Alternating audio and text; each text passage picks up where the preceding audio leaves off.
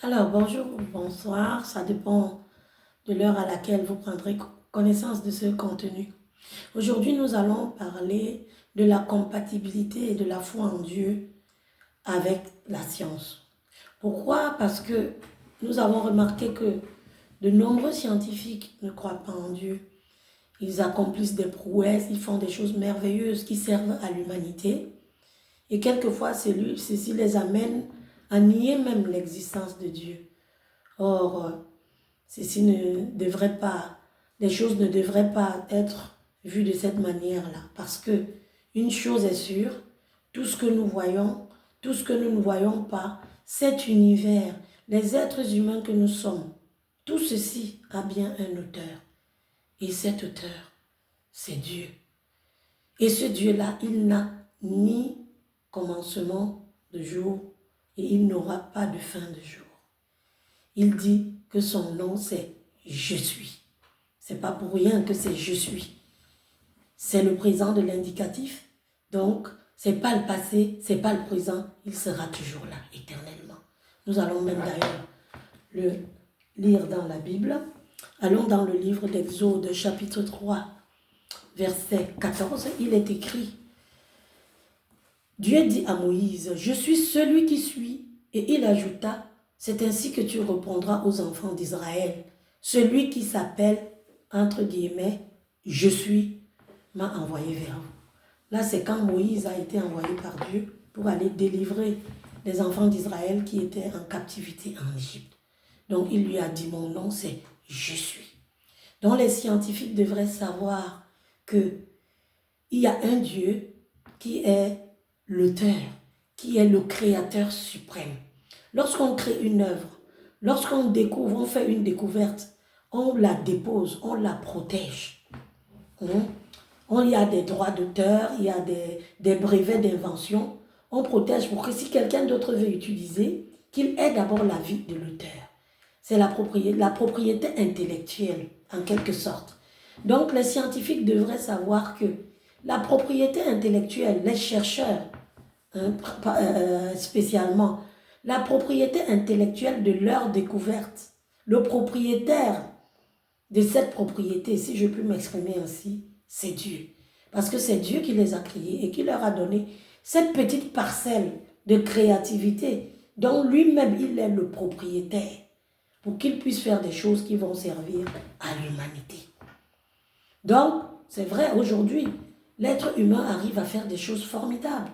Si nous entrons dans le domaine des intelligences artificielles, vous voyez quelqu'un qui parle avec la voix de quelqu'un. Vous pouvez penser que c'est cette personne. Non.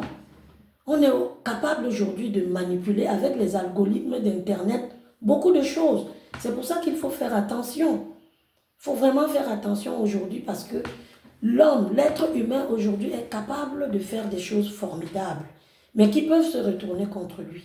Et ce n'est pas parce qu'il en est capable qu'il va penser que s'il a cette force-là, cette intelligence-là, cette connaissance-là, que c'est de par sa force et par sa puissance. Non, c'est Dieu qui en est, qui fait grâce, qui leur fait grâce et ils arrivent à faire ces découvertes. Parce qu'il a créé, à un moment donné, il a délégué une petite parcelle de ce pouvoir créateur à l'homme pour que l'homme puisse continuer. Mais cela ne veut pas dire qu'il a perdu le contrôle. C'est lui qui a donné et qui contrôle tout ce qui est fait. Je sais qu'il y a un homme politique français qui s'appelle Jacques Attali qui lui dit qu'on pourra se cloner, c'est-à-dire à partir d'un être, créer d'autres êtres semblables à nous, à un modèle initial. Mais je pense que ces êtres-là ne seront pas des êtres humains. Je ne pense pas. L'être humain fait des prouesses aujourd'hui, il fait des choses, mais il est limité. Il est très très limité d'ailleurs parce que non seulement il ne peut pas arrêter le vieillissement, mais à un moment donné, sa vie s'arrête, il meurt, Dieu le reprend. Parce qu'au commencement de notre vie, c'est Dieu. À la fin de notre vie, c'est Dieu. Et tout ce que nous pouvons faire, c'est lui qui nous fait grâce. C'est pas nous. C'est pas nous. Donc, aux scientifiques, je vous interpelle. Je vous dis, c'est vrai, c'est bon. Vous avez des aptitudes que le plus commun des mortels n'ont certainement pas. Mais sachez que ces aptitudes-là, ces compétences-là, ces connaissances, cette intelligence, Ce discernement, c'est Dieu qui donne. C'est Dieu qui vous a donné. La preuve, à un moment donné, vous partirez de cette terre. Vous partirez et vous ne pourrez rien y faire. Au jour d'aujourd'hui, on a cherché des médicaments pour pouvoir guérir toutes les maladies, mais à la seconde où je suis en train de parler, des êtres humains sont en train de mourir dans les hôpitaux ou dans leurs maisons. Des maladies pour lesquelles on n'a pas encore trouvé de remède. Donc c'est Dieu qui donne. C'est Dieu qui donne. Nous interpellons les scientifiques pour leur dire, vous ne croyez pas en Dieu, mais c'est Dieu qui vous a donné cette intelligence-là. Cette capacité à faire des choses que beaucoup de gens ne peuvent pas faire. C'est Dieu.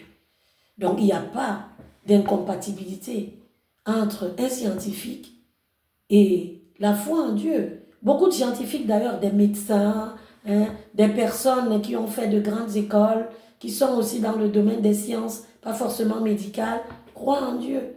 Il faut aller sur YouTube, sans publicité, vous découvrirez. Il y a des témoignages là-bas, des gens qui ont fait des rencontres exceptionnelles avec le Seigneur. Donc la foi en Dieu est tout à fait compatible avec la science. Si celui-là qui est détenteur de ce pouvoir créateur, comme je l'appelle, s'il croit, il peut arriver qu'il pense que ce qu'il a, ce pouvoir qu'il a, c'est de lui-même. Non, il a intérêt à croire qu'il y a un être suprême qui lui a fait faveur, qui lui a fait grâce, et qu'il doit revenir à cet être suprême-là. Parce qu'un jour va arriver et il se retrouvera devant cet être suprême pour rendre compte de la manière dont il aura géré la vie, géré de tous ces dons qu'il aura obtenus de cet être suprême. Donc cet appel aujourd'hui s'adresse spécialement à ceux-là qui ne croient pas en Dieu, parce que Dieu leur a fait grâce et qu'il leur a donné beaucoup de choses, beaucoup de connaissances. Donc si tu es dans le cas et que tu te sens touché par ce message, je t'invite à faire cette prière pour entrer dans le train du salut, comme je l'appelle, pour que le jour où tu fermeras les yeux ici, que le Seigneur t'accueille dans son royaume pour vivre éternellement avec lui. Voilà la prière en question. Seigneur Jésus, j'ai entendu ta parole. Et en ce jour, je reviens à toi. Je te demande pardon parce qu'à cause de tout ce que tu m'as donné, de toutes les grâces, j'ai pu imaginer que je pouvais me passer de toi. Je te demande pardon. C'était par ignorance. J'ai entendu ta voix. Et en ce jour, je te prie, Seigneur Jésus, de venir dans ma vie, d'accepter ma vie que je te donne. Viens et deviens mon Seigneur et mon Sauveur personnel. Quant à toi, Satan, qui a mis de l'orgueil dans mon cœur pour me faire penser que je pouvais, tout ce que j'arrive à accomplir, c'est par ma propre force et par ma propre puissance. J'ai divorcé d'avec toi.